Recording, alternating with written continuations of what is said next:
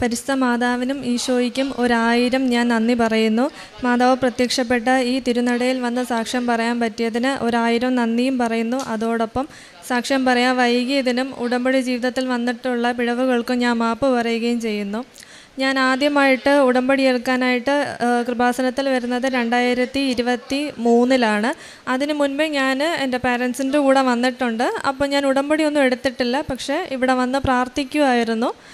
ഇതുവഴി എപ്പോൾ പോയാലും കൃപാസനത്തിൽ വന്ന് പ്രാർത്ഥിക്കുക പതിവായിരുന്നു. അങ്ങനെ 2023 ഞാനൊരു നേഴ്സാണ്. അപ്പോൾ 2023 എനിക്കൊരു എറണാകുളത്തൊരു ജോബായിട്ട് ഞാൻ അങ്ങോട്ട് പോകുമായിരുന്നു. അപ്പോൾ അവിടെ ഹോസ്റ്റലിൽ പോകുന്ന വഴിക്ക് ഞാൻ ഇവിടെ വന്ന് പ്രാർത്ഥിച്ചിട്ടാണ് പോയത്. എനിക്ക് ജോലിയുടെ ഭാഗമായിട്ട് എൻക്ലെക്സ് എന്ന് പറഞ്ഞൊരു നഴ്സിംഗ് എക്സാം പാസ്സാകണമായിരുന്നു.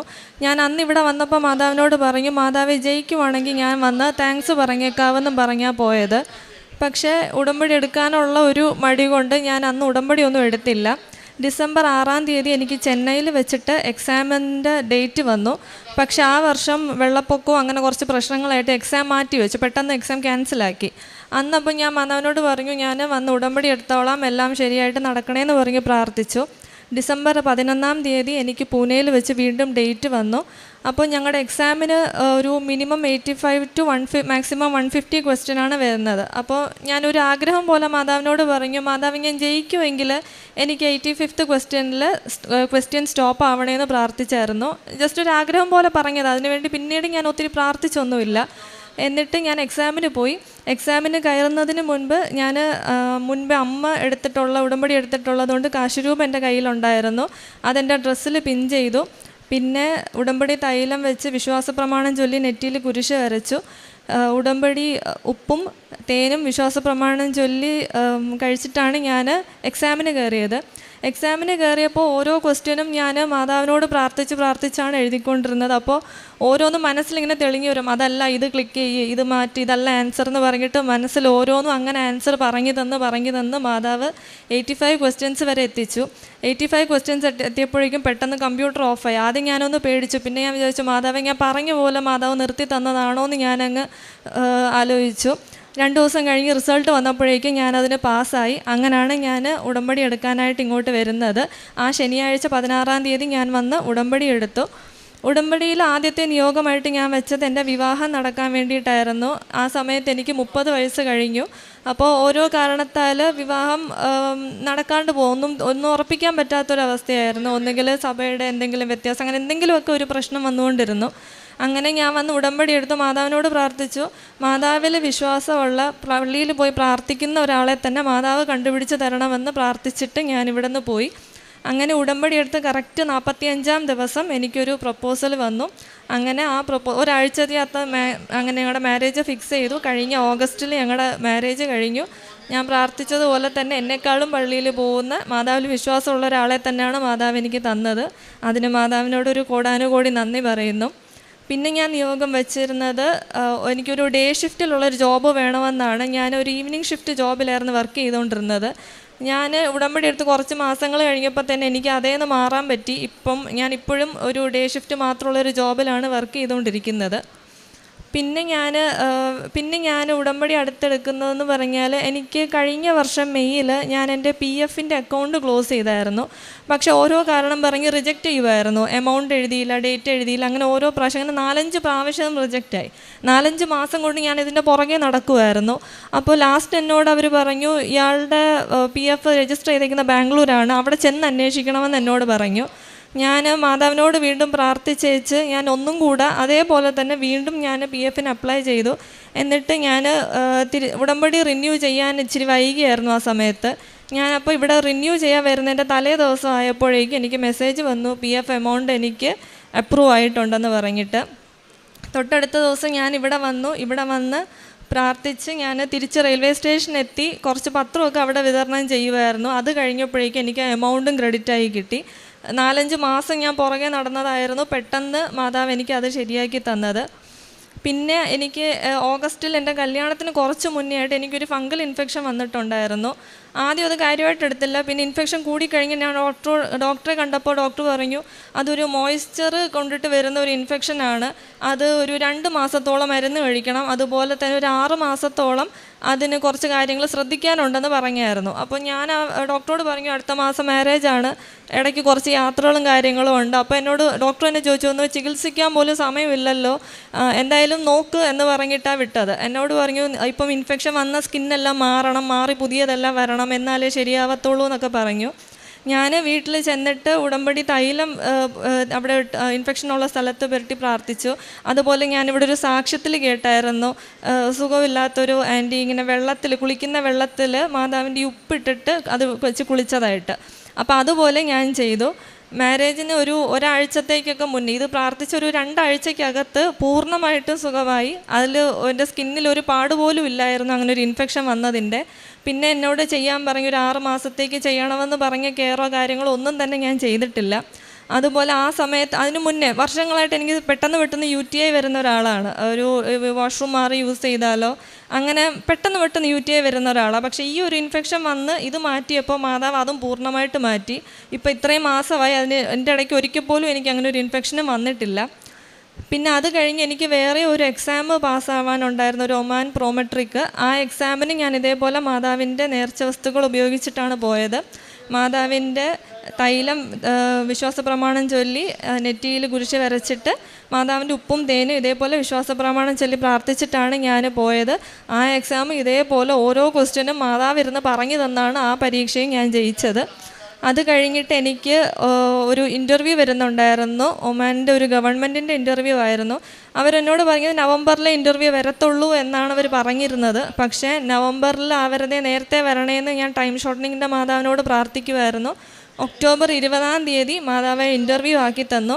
ഇൻ്റർവ്യൂവിന് ചെന്ന് കഴിഞ്ഞപ്പോൾ ആദ്യത്തെ എൻ്റെ നമ്പർ കുറച്ച് ലാസ്റ്റായിട്ട് വരുന്നതായിരുന്നു. അപ്പോൾ തുടക്കത്തിലുള്ള കുറച്ച് പേര് പറഞ്ഞു നല്ല ഈസിയാണ്, കുഴപ്പമില്ല എന്ന് പറഞ്ഞു. പക്ഷേ പിന്നെ ആയപ്പോഴേക്കും നല്ല ടഫായി കഴിഞ്ഞപ്പോൾ വന്നവർ പറഞ്ഞു ഒത്തിരി പാടാ, ഒരുപാട് ക്വസ്റ്റ്യൻ ചോദിക്കുക, നമ്മൾ എന്ത് പഠിച്ചിട്ട് പോയിട്ടും കാര്യമില്ല എന്ന് പറയുമായിരുന്നു. ഞാൻ പേടിച്ച് മാതാവിനോട് പ്രാർത്ഥിച്ചുകൊണ്ടിരുന്നു. ഇൻ്റർവ്യൂക്ക് കയറുന്നതിന് മുന്നേ ഇതേപോലെ ഞാൻ തൈലം ഉപയോഗിച്ച് വിശ്വാസ പ്രമാണം ചൊല്ലി ഉപ്പും തേനും ഉപയോഗിച്ചു. എന്നിട്ട് കയ്യിൽ കുറച്ച് ഉപ്പ് ഞാൻ എടുത്തിട്ട് പോയി. ഓൺലൈൻ ഇൻ്റർവ്യൂ ആയതുകൊണ്ട് ഞാൻ ഇൻ്റർവ്യൂവിന് തൊട്ട് മുന്നേ ഞാൻ ഇരുന്ന ചെയറിൻ്റെ ഫ്രണ്ടിൽ ഒരു ടേബിളുണ്ട്, അതിൽ ഞാൻ ഈ ഉപ്പിട്ട് വിശ്വാസ പ്രമാണം ചൊല്ലിയായിരുന്നു. എന്നോട് ആകെ ഇൻ്റർവ്യൂവിന് ചോദിച്ചത് വെറും 3 ക്വസ്റ്റ്യനാണ് ചോദിച്ചത്. അതും ഏറ്റവും ഈസി ആയിട്ടുള്ള ബേസിക് ആയിട്ടുള്ള 3 ക്വസ്റ്റ്യനായിരുന്നു എന്നോട് ചോദിച്ചത്.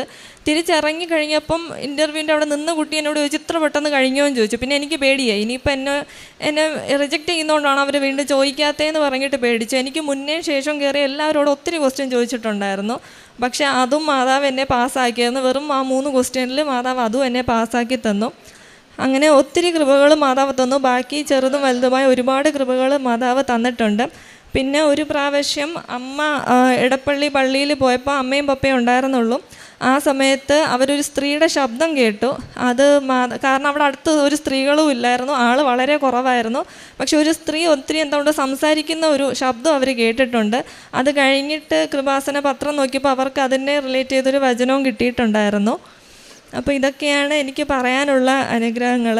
പിന്നെ പ്രേക്ഷിത പ്രവർത്തനം കൂടുതലും ഞാൻ പത്രം കൊടുക്കും, റെയിൽവേ സ്റ്റേഷനിലും പിന്നെ വേറെ പള്ളികളിലും അങ്ങനെയൊക്കെയാണ് പത്രം കൊടുക്കുന്നത്.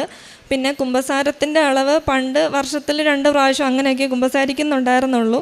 ആ കുമ്പസാരിക്കുന്നതിൻ്റെ അളവ് കൂട്ടാനായിട്ട് സാധിച്ചു. പിന്നെ ബൈബിൾ വായനയൊക്കെ വെറുതെ നേർച്ചയ്ക്ക് വേണ്ടി വായിച്ചുകൊണ്ടിരുന്നതായിരുന്നു. അതും ബൈബിൾ വായനയും കൂട്ടാനായിട്ട് പറ്റി. പ്രാർത്ഥനയിൽ കൂടുതൽ ശ്രദ്ധ കേന്ദ്രീകരിക്കാനായിട്ട് പറ്റി. പിന്നെ കാരുണ്യ പ്രവൃത്തിയായിട്ട് ചെയ്യുന്നത് കൂടുതലും എന്നെക്കൊണ്ട് സാധിക്കുന്നത് പോലെ ധനസഹായമാണ് ചെയ്യുന്നത്. ഓർഫനേജിലും അങ്ങനെയുള്ള സ്ഥലങ്ങളിൽ ധനസഹായമായിട്ടാണ് ഞാൻ ചെയ്യുന്നത്. എന്നാലും മാതാവ് എനിക്ക് തന്ന എല്ലാ അനുഗ്രഹങ്ങൾക്കും കൃപകൾക്കും കോടാനുകോടി നന്ദി പറയുന്നു. 46:9 തിരുവചനം. പഴയ കാര്യങ്ങൾ ഓർക്കുവിൻ, ഞാനാണ് ദൈവം, ഞാനല്ലാതെ മറ്റൊരുവനുമില്ല. ഞാൻ തന്നെ ദൈവം, എന്നെപ്പോലെ മറ്റാരുമില്ല. എൻ്റെ ഉപദേശങ്ങൾ നിലനിൽക്കും, എൻ്റെ ഉദ്ദേശങ്ങൾ ഞാൻ നിറവേറ്റുകയും ചെയ്യും. സിമി അജിത്ത് എന്ന ഈ മകൾ തൻ്റെ ജീവിതത്തിൻ്റെ നാളുകളിൽ അമ്മ മാതാവിൻ്റെ ഉടമ്പടിയിൽ സമർപ്പിച്ചതൊക്കെയും അനുഗ്രഹിക്കപ്പെട്ടതിൻ്റെ സന്തോഷത്തോടു കൂടി ഈ തിരുവൾത്താരയിൽ കൃപാസന മാതാവിന്, ഉടമ്പടി മാതാവിന് സാക്ഷ്യം പറഞ്ഞ് നന്ദി പറയുന്നു. മകൾ ആദ്യം സൂചിപ്പിച്ചത് RN എക്സാം എഴുതുവാൻ വേണ്ടി പോകുന്ന നാളുകളിൽ ഉടമ്പടി എടുത്തിട്ടില്ല. അമ്മയോട് അത് പരീക്ഷ ആദ്യം എഴുതിയൊന്ന് പരാജയപ്പെട്ടിരുന്നു. അമ്മയെക്കുറിച്ച് കൃപാസന മാതാവിനെക്കുറിച്ച് കേട്ട നാളുകളിൽ ഉടമ്പടിക്ക് വേണ്ടി അമ്മയുടെ സന്നിധിയിലേക്ക് ഞാൻ വരുന്നു. ഈ എഴുതുന്ന പരീക്ഷയിൽ എന്നെ സഹായിക്കണം. അതിന് അമ്മയുടെ പ്രസൻസ്, അമ്മയുടെ സഹായം തേടിക്കൊണ്ട് ചോദിക്കുന്നത് 86-ാമത്തെ ചോദ്യം എത്തുമ്പോൾ എൻ്റെ പരീക്ഷ പൂർത്തീകരിക്കുവാൻ എന്നെ സഹായിക്കണമെന്നാണ്. മകൾ പറയുന്നുണ്ട്, 85-ാമത്തെ ഉത്തരം എഴുതി കഴിയുമ്പോൾ കമ്പ്യൂട്ടർ ഓഫാകുന്നു. അത് സാധാരണ ആ പരീക്ഷയുടെ വിധി നിർണ്ണയിക്കുന്ന സമയം കൂടിയാണ്. ഏതെങ്കിലും സംഭവിക്കും, ജയമോ തോൽവിയോ. മകളത് 85-ാമത്തെ ചോദ്യത്തിന് ഓഫായെന്ന് പറയുമ്പോൾ ആദ്യം എന്തെന്നറിയാതെ പരിഭ്രമിച്ചു. പിന്നീട് മകൾക്കത് തന്നെ തിരിച്ചറിവായി തീർന്നു. അമ്മയോട് പ്രാർത്ഥിച്ചത് അമ്മ കൂടെ വന്ന് സഹായിച്ചുവെന്ന്. അതുമാത്രമല്ല, പ്രൊമെട്രിക്കിൻ്റെയും RN എക്സാമിൻ്റെയും പരീക്ഷ എഴുതുന്ന നിമിഷങ്ങളിൽ മകൾ പറയുന്നുണ്ട്, എൻ്റെ ചെവിക്കരികിലിരുന്ന് ആരോ സംസാരിക്കുന്നുണ്ട്. അത് ഓരോന്നും ഞാൻ എഴുതുന്ന എൻ്റെ ചോദ്യത്തിനുള്ള ഉത്തരങ്ങളാണ്. എൻ്റെ ചെവിയിലിരുന്ന് അമ്മ മാതാവ് നിരന്തരം സംസാരിച്ചാണ് എനിക്ക് വേണ്ടതൊക്കെ പറഞ്ഞതെന്നാണ് ഞാൻ ആ പരീക്ഷ രണ്ടും എഴുതിയതും വിജയിച്ചതും. ഇത് അമ്മ മാതാവിൻ്റെ ഉടമ്പടി ജീവിതത്തിൻ്റെ ഒരു പ്രത്യേകതയാണ്. നമുക്ക് സഹായികയായി നാം ഒരു ക്ലേശകാലത്തിലോ പ്രധാന വിഷയങ്ങളിലോ ഇടപെട്ട് നിൽക്കുമ്പോൾ നമ്മളെ ആയാസങ്ങളൊക്കെ ഏറ്റെടുത്തത് കുറച്ച് നമുക്ക് വിജയവും സമാധാനവും നൽകുന്നതിന് വേണ്ടി ഞാൻ കൂടെയുണ്ടെന്ന് പറയുകയും അതിന് ധൈര്യപ്പെടുത്തുകയും അതിന് വേണ്ടുന്ന രീതിയിൽ നമുക്ക് സന്ദേശങ്ങൾ കൈമാറി മുന്നോട്ട് നയിക്കുകയും ചെയ്യും. മകളുടെ ആ സാക്ഷ്യത്തിൽ നാം അത് കേൾക്കുന്നുണ്ട്. മറ്റൊന്ന്, 30 വയസ്സായിട്ടും വിവാഹം നടക്കാത്ത സാഹചര്യം. ഏതെങ്കിലും കാര്യത്താൽ അത് മുടങ്ങിപ്പോകുന്നു, അല്ലെങ്കിൽ ഇഷ്ടമില്ലായ്മ വരുന്നു, ചേരാത്തതായി വരുന്നു. അമ്മയുടെ തിരുനടയിൽ ഉടമ്പടി നിയോഗമായി അത് സമർപ്പിക്കുന്നുണ്ട്. മകൾ പറയുന്നുണ്ട്, നിയോഗം സമർപ്പിച്ച് 45-ാമത്തെ ദിവസം ആ വിവാഹത്തിൻ്റെ കാര്യങ്ങളെല്ലാം അമ്മ മാതാവ് യാതൊരു തടസ്സവുമില്ലാതെ വളരെ സുന്ദരമായി ക്രമീകരിച്ചു കൊടുക്കുന്നു. മറ്റൊന്ന്, മകളുടെ ഒരു രോഗസൗഖ്യത്തെക്കുറിച്ചാണ് പങ്കുവച്ചത്. ഡോക്ടറെ കാണിക്കുമ്പോൾ 6 മാസത്തോളമുള്ള ചികിത്സ അവർ പറയുന്നുണ്ട്. അത് വിവാഹത്തിന് ഏകദേശം 1 മാസം മാത്രമേ നിൽപ്പുള്ളൂ. ആ സമയത്താണ് മകൾ ഉടമ്പടി നേർച്ച വസ്തുക്കൾ, ഉടമ്പടി തൈലവും ഉടമ്പടി ഉപ്പും ഉപയോഗിച്ച് അത് വെള്ളത്തിൽ കലക്കി കുളിക്കുകയും അത് തൈലം അത് സ്കിന്നിൻ്റെ ഭാഗത്ത് അത് പുരട്ടുകയും ചെയ്ത് കുരിശടയാളം വരച്ച വിശ്വാസ പ്രമാണം ചൊല്ലി വിശ്വാസത്തോടെ അമ്മ മാതാവിൻ്റെ തിരുനടയിൽ തൻ്റെ ജീവിതം വിവാഹത്തിലേക്ക് പോകുന്നു. ഒരു രോഗിണിയായിട്ടല്ല, പൂർണ്ണ ആരോഗ്യത്തോടു കൂടി സന്തോഷത്തോടു കൂടി ആ വിവാഹത്തിൽ പ്രവേശിക്കുവാൻ വേണ്ടിയാണ് മകൾ പ്രാർത്ഥിക്കുന്നത്. മകൾ പറയുന്നുണ്ട്, ഡോക്ടർ ചികിത്സിക്കുവാൻ പോലും സമയമില്ലല്ലോ എന്ന് പറഞ്ഞെടുത്ത് അമ്മ മാതാവ് കേവലം 2 ആഴ്ച കൊണ്ട് മുഴുവൻ രോഗവും പൂർണ്ണമായി സൗഖ്യപ്പെടുത്തി നല്ല ആരോഗ്യത്തോടെ സന്തോഷത്തോടെ യാതൊരു മനസ്സിന് ഭാരമില്ലാതെ വിവാഹത്തിലേക്ക് പ്രവേശിക്കുവാനുള്ള കൃപ കൊടുത്തുവെന്ന. പ്രിയമുള്ളവരെ, മകളുടെ വാക്കുകളിൽ ഓരോ സാക്ഷ്യത്തിനും എങ്ങനെ അമ്മ മാതാവ് കൂടെ നിന്നു, വിളിച്ചാൽ വെളിപ്പുറത്തെത്തി ജീവിതത്തിൽ സഹായിക്കുന്നവരുടെ സാന്നിധ്യം എങ്ങനെയാണ്, സമയം എങ്ങനെ ചുരുക്കിക്കൊടുക്കുന്നു, സാന്നിധ്യം കൊണ്ടെങ്ങനെ തൻ്റെ കൃപയും തൻ്റെ സഹായവും ഉറപ്പുവരുത്തുന്നു, അതോടൊപ്പം തനിക്ക് ലഭിക്കാവുന്ന ഏറ്റവും നന്മയുള്ള ഇടങ്ങളിലേക്ക് തന്നെ എങ്ങനെ വഴി നടത്തുന്നു, അതെല്ലാം വാക്കുകളിലൂടെ ഈ മകൾ സാക്ഷ്യപ്പെടുത്തുകയാണ്.